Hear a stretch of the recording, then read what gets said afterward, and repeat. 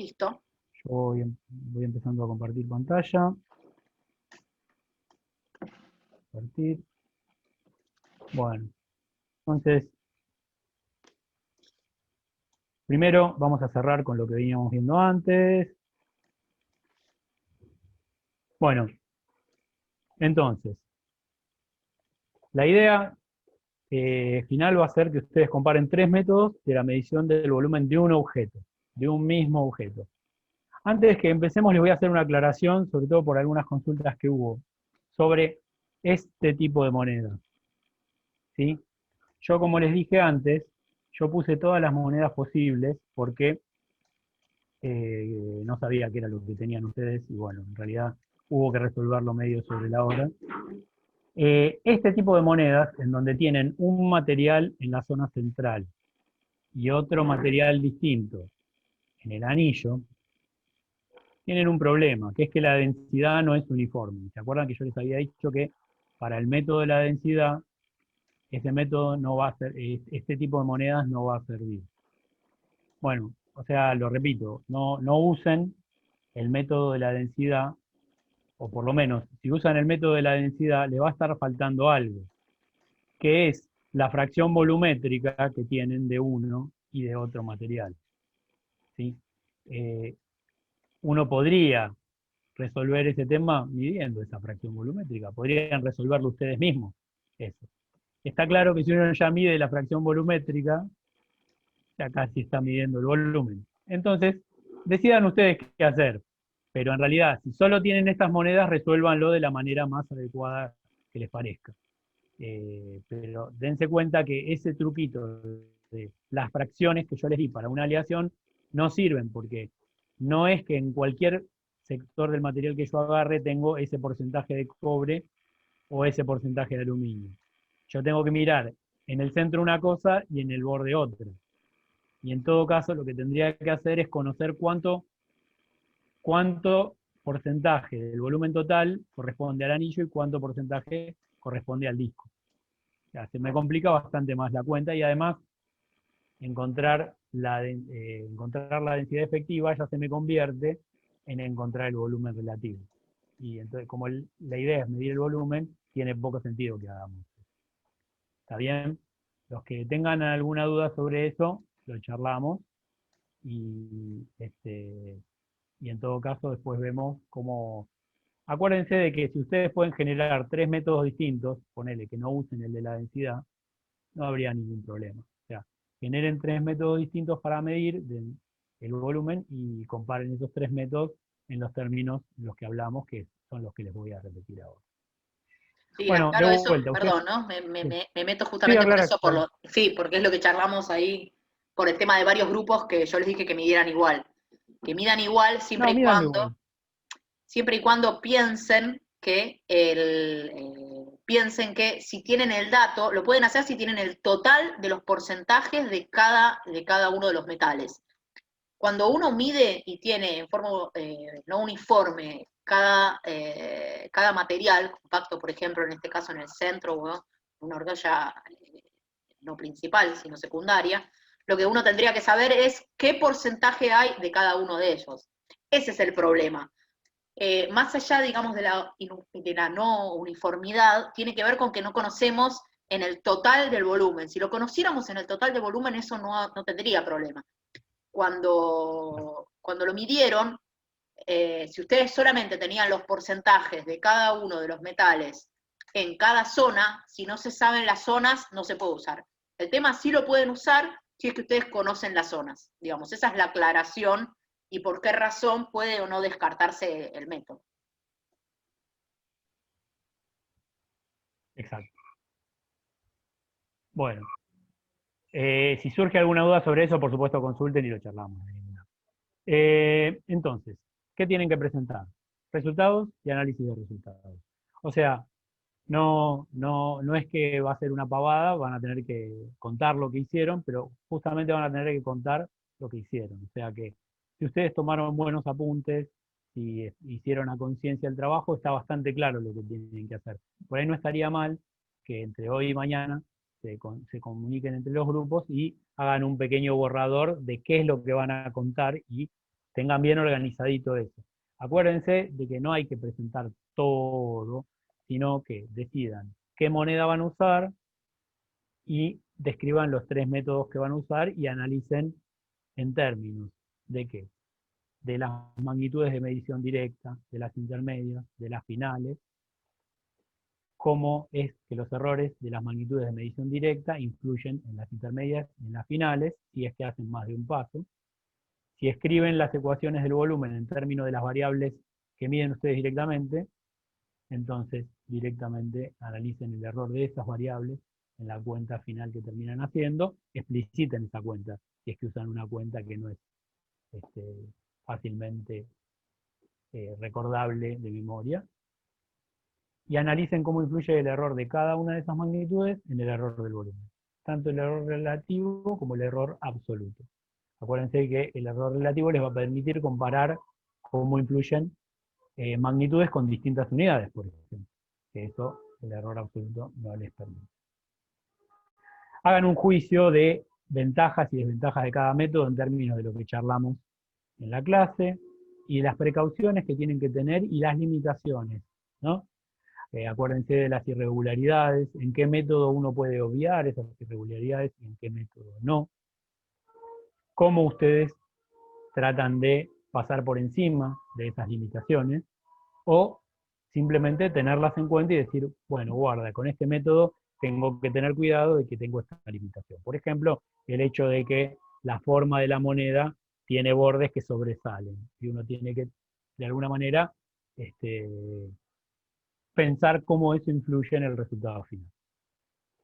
Y por último, acuérdense de hablar de la confiabilidad de las magnitudes que utilizaron. Cuando hablamos de las densidades, es importante saber si esas densidades son exactamente de los materiales que yo tengo o si son nominales. Y en realidad yo tengo que decir, ojo, estas densidades las estoy utilizando, pero no estoy todo seguro de que sean la densidad de la moneda que yo tengo acá adelante. Bueno, analicen eso. Obtuve, qué tan confiable es. Si pueden buscar densidades mejores que las que yo obtuve. Y por ejemplo, ustedes, de alguna manera, yo no me tomé el trabajo demasiado arduo, pero podrían ustedes meterse y decir, ¿qué pasa con las monedas de la Argentina? Las densidades. ¿Qué tolerancia tienen? ¿Qué error tienen? Bueno, eso, si ustedes lo pueden encontrar y lo pueden documentar, adelante. ¿Está bien? Y acuérdense de asignarle errores a esas variables. Algún error le tienen que asignar, pero tienen que explicitar cómo se lo asignaron. Puede ser un criterio propio, pero explícitenlo. Bueno, entonces definitivamente para esa parte, para la primera parte, lo que tienen que hacer es todo eso y presentarlo de esa manera, como resultados y análisis. Y para la segunda parte, que ya la tienen ahí en la guía, y ya se las adelantamos, es utilizar los resultados que ustedes tuvieron de la clase pasada, en donde midieron la longitud de un péndulo y el periodo de oscilación, y obtener la aceleración de la gravedad con la ecuación que les dio Lucía, creo que al principio de la clase. ¿Sí?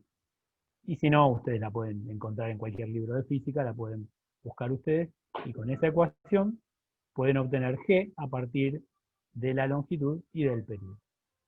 Como es una cuenta, y esa cuenta se hace con dos magnitudes, que son la longitud y el periodo, que tienen un error asociado, entonces van a tener que propagar el error para obtener el error de la aceleración de la gravedad. Acá se los definí en algunos pasos. Lo que tienen que hacer es obtener la aceleración a partir de las mediciones, determinar el error de la longitud y del periodo, con lo aprendido hasta ahora. Fíjense que el error del periodo por ahí les resulta más fácil porque fue sobre lo que trabajamos. Y seguramente va a tener algo que ver con la charla que tuvimos hace un rato. O bien pueden usar el error estadístico, o bien pueden usar la desviación estándar, que sería sería una estimación un poco más conservadora del error. Porque si están usando el valor medio del periodo, un error como el error estadístico es bastante alto.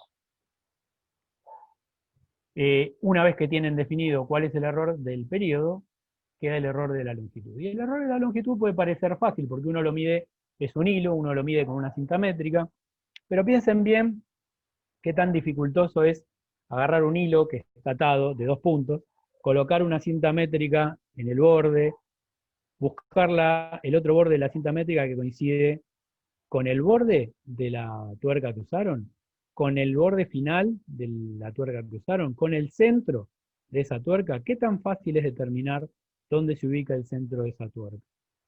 Bueno, el error de la longitud, en realidad uno puede eh, pensar que falsamente es algo que solamente depende del instrumento. Y no, también depende del método. Recuerden que cuando hablamos de error de apreciación no estamos hablando del error instrumental, no nada más de eso. Es del instrumento y de cómo yo interactúo con él. O sea, tienen que saber con qué precisión ustedes son capaces de determinar la longitud de ese péndulo. Y formalmente la longitud de ese péndulo se debería medir hasta un objeto puntual. No tenemos un objeto puntual. Uno puede decir, ah, bueno, pero pienso en el centro de masa de ese objeto que yo colgué. Ok, ¿cómo determino dónde está ese centro de masa? En el centro del objeto. ¿Es fácil determinar el centro, por ejemplo, de una pelota de tenis que algunos de ustedes usaron? Piensen qué tanta precisión le pueden dar a esa medición. No, no es que queremos que hagan un tratado sobre eso, pero tengan en cuenta que cuando miden la longitud del péndulo, no están solamente considerando el error que cometen con la cinta métrica, sino con la determinación de la longitud de esa magnitud física. ¿Sí? Discútanlo entre ustedes, piensen cuál es el mejor criterio, expliciten ese criterio, y con eso determinan el error de la longitud de ese péndulo. ¿Ok? Parte del trabajo que van a tener que hacer ustedes de acá en adelante es desarrollar este criterio. Así que está bueno que lo vayan poniendo en práctica. Bueno, una vez que tienen los dos errores, propagan el error para obtener el error de la aceleración de la gravedad y hagan una presentación de esto como segunda parte del trabajo. También como resultados y análisis. Por supuesto, esto va a ser mucho más escueto porque van a decir, bueno, yo la clase pasada medí esto y medí esto, el error de esta variable lo obtuve a partir de tal criterio, que puede ser la estadística con el caso del periodo, o de tal otro, que fue el uso de este instrumento y la determinación de la longitud con este otro criterio, y con este valor y estos dos errores, utilizo la propagación en la ecuación de la aceleración de la gravedad y determino G es error. Yo obtengo tal cosa. Y ahí sí pueden hacer una valoración de la exactitud, porque G lo pueden comparar con el valor tabulado, ¿sí? Que lo pueden encontrar en la página de NIST o en cualquier libro que ustedes puedan hallar. Presten especial atención al análisis de los errores de las variables directas, como les decía antes, para la longitud, el error de apreciación. ¿Qué significa el error de apreciación? Piénsenlo bien. Y en el periodo piensen cuál es el mejor error que pueden utilizar y justifíquenlo. ¿Está bien? Bueno, esa sería la segunda parte del trabajo. Y ahora vamos a un epílogo o sugerencia, si es que se animan. La cuestión es la siguiente. Para medir el periodo, ustedes podrían usar, o para obtener el periodo, ustedes podrían usar el valor que obtuvieron al final de ese promedio de 160 mediciones, o podrían usar un criterio distinto. Una cosa que les dijimos es que ustedes filmaran 20 periodos seguidos para ver qué tal oscilaban, y la mayoría de ustedes nos mandaron esos valores. Algunos no, pero lo que podrían hacer es eventualmente podrían reproducir el experimento y tratar de hacer esa medición, volver a hacer esa medición incluso con otra longitud, pero de otra manera, que es, en lugar de usar un periodo, utilizar varios periodos seguidos. ¿Y qué ventaja tiene eso? Piénsenlo de esta manera. El sigma es una propiedad de la variable aleatoria X, ¿no? X en este caso sería un periodo individual de ese péndulo. Y el sigma depende del experimento y del método. O sea que si yo hago el experimento de la misma manera, en principio siempre mis fluctuaciones, mi ancho, va a estar relacionado con este sigma. Entonces si yo mido n veces, puedo sacar el valor medio de esa cantidad de esta manera. Lo que vimos, como decíamos antes, es que cada medición individual tiene una probabilidad del 68% de caer en este intervalo. Pero si yo considero el promedio tiene una probabilidad del 68% de caer en este otro intervalo definido por la desviación estándar sobre la raíz de n. Y es por eso que a este valor lo llamamos el error estadístico. ¿Ok? Eso hasta ahí, lo que vieron en la clase pasada con Lucía. Ahora, ¿qué pasa si en lugar de medir n veces, mido una sola vez, pero multiplico mi magnitud por n? Por ejemplo, en lugar de un periodo del péndulo, mido esos n periodos. Con esa filmación que yo les decía que nosotros les pedimos, ustedes podrían medir esos n periodos cronometrando desde la primera vez que pasa por acá y cuentan 20 veces a que vuelva a ese punto. Ya cuentan el tiempo que duran 20 periodos seguidos. Fíjense que lo que tiene interesante eso es que el sigma depende del experimento y depende del método. Y el método es que ustedes yo lo hago así como si tuviera un cronómetro de mano, ustedes tienen un cronómetro con el teclado, pero para que se vea. Las fluctuaciones estadísticas van a tener que ver con qué también ustedes determinan el comienzo del experimento y determinan el final del experimento. ¿Sí? O sea que las fluctuaciones estadísticas dependen esencialmente de lo mismo en esta medición de n periodos que en la medición de un solo periodo. Con la diferencia de que la capacidad que ustedes tienen de ser repetibles es mucho más significativa cuando miden uno solo, que es un tiempo cortito, que cuando miden un tiempo largo. La influencia relativa del tiempo de respuesta que ustedes tienen, que probablemente sea la mayor fuente de fluctuaciones aleatorias, es menos significativa cuando yo mido un tiempo largo. Entonces, voy a tener una nueva variable aleatoria, que la puse como X mayúscula, que va a ser n veces, donde n es el número que ustedes decidan de periodo, la variable aleatoria anterior, que sería el periodo individual. ¿Sí? El promedio de mi nueva variable aleatoria, entonces va a ser n veces el promedio de la variable aleatoria original. Si yo estoy hablando de la misma variable aleatoria, no hay por qué pensar que el promedio va a estar por otro lado. Y además, fíjense que ya hicimos ese experimento, repetimos muchas veces el experimento, y los promedios, a lo sumo, se alejan en un sigma sobre raíz de n. O sea que esta suposición parece correcta. Eso quiere decir que cuando yo quiera obtener el periodo de mi péndulo, lo que tengo que hacer es, a ese tiempo que medí de esos 20 periodos, dividirlo por 20, o por n, donde n sea el número que yo quiero. Como les decía antes, dado que esta variable aleatoria x mayúscula se mide con el mismo método usado previamente para x minúscula, eso quiere decir que la distribución tendrá un ancho asociado al mismo valor de sigma. Es el mismo experimento, solamente que el tiempo es más largo. Nada más. Por otro lado, podemos usar el desarrollo que aprendimos hoy, la propagación del error. La propagación del error la podemos usar, por ejemplo, para sigma. De hecho, así empezamos inicialmente. Entonces uno podría decir que para obtener el error del periodo del péndulo, de un periodo individual, lo que tengo que hacer es derivar esta expresión que tengo acá. Y si yo derivo la derivada de x minúscula en función de x mayúscula, lo que me va a quedar es un factor de 1 sobre n. ¿Sí? Si derivo acá, en función de x mayúscula, lo que me va a quedar es el 1 sobre n.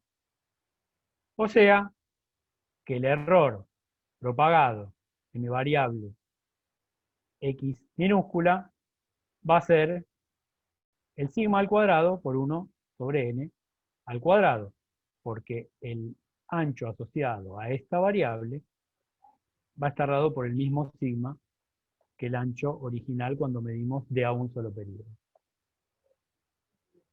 Entonces, como acá tengo una sola variable, saco la raíz de todo y me queda que el error de mi periodo individual calculado de esta manera me da la desviación estándar sobre n. Entonces tengo dos métodos para determinar, por ejemplo, el periodo del péndulo, ¿sí? O cualquier variable que yo pueda multiplicar varias veces. Podría ser una longitud. El método viejo, el de la clase pasada, nos da un error estadístico de sigma sobre raíz de n. El método nuevo me da un error que es sigma sobre n. Y fíjense que para n mayor que 1, n siempre va a superar a su raíz. Por ejemplo, uno puede hacer una estimación y uno puede decir, ¿cuánto tendría que ser n para el error obtenido por el método viejo sea igual al error obtenido por el método nuevo? Y comparémoslo con las 160 mediciones que ustedes hicieron la clase pasada. Lo único que tenemos que hacer es, básicamente, encontrar cuánto tiene que valer n para encontrar para igualar a la raíz de 160. ¿Verdad? Si hacemos esa cuenta, la raíz de 160 nos da 12,65. Más o menos. O sea, eso quiere decir que si nosotros hacemos 12 mediciones seguidas del periodo, o sea, en realidad 13, ¿no? Con una más, ya estaríamos obteniendo un error que es menor que haber hecho 160 mediciones del periodo individual. ¿Por qué me lo dicen ahora? Porque aprendieron la propagación del error. Esa es la ventaja que tenemos hoy. Increíble. De esta manera, uno puede hacer una sola medición de la variable y obtener un error que es mucho mejor que haber estado toda la tarde midiendo periodos del péndulo. Y de hecho, esto que aprendimos hoy, y esto que estamos aprendiendo ahora, nos va a servir para la clase que viene. ¿Sí? La clase que viene, ustedes lo que van a poder hacer es, vamos a tener que medir el péndulo, y lo vamos a medir con varias longitudes, o sea que nos va a llevar mucho tiempo. Este método nos va a ayudar a que con una sola medición, nosotros encontremos un error comparable al que tuvimos la clase pasada. Y de hecho, si ustedes tienen ganas y tienen esa filmación, pueden hacer la medición desde la pantalla y obtener el periodo con un error bastante menor. Si tienen 20 mediciones, si tienen 20 periodos seguidos, van a poder hacer esa medición justamente con un error bastante menor que el error estadístico de las 160 mediciones. ¿Hay un micrófono abierto ahí? Sí. Sí, una pregunta. Pero igual, o sea, si vos haces 12 veces esto de dejarlo 20 veces oscilar, la cantidad de oscilaciones termina siendo más con este nuevo que con el viejo. No, menos. Son No, 12. o sea, no, la cantidad de oscilaciones, no de mediciones, digo. O sea, si vos dejás 12 veces oscilar Sí. 20 veces. No, lo dejás oscilar 12 veces y listo. Y lo medís una vez. Ah, está bien. Fíjate que lo que estoy haciendo yo ahora es usar el sigma, ¿sí? O sea, yo lo que te estoy diciendo es que una medición de X mayúscula, una sola medición, tiene un 68% de caer en el intervalo X mayúscula medio más menos sigma. Eso lo sé porque ya sé cuál es la estadística de ese experimento. Porque lo hicimos la clase pasada. Hay una trampa en todo esto. Yo tenía que conocer cuál era el sigma. Sin saber el sigma, yo no sabía todo esto. En realidad, sí lo sabía porque la estadística se conoce hace mucho tiempo. Pero bueno, el tema es que si ustedes miden una sola vez y el ancho de la distribución es el mismo sigma que el de la clase pasada, ya con que hagan n mediciones seguidas, y ese n es 13, para superar ese 12,65, ya cometen un error del orden de sigma sobre n, en lugar del sigma sobre raíz de n que tenían la clase pasada.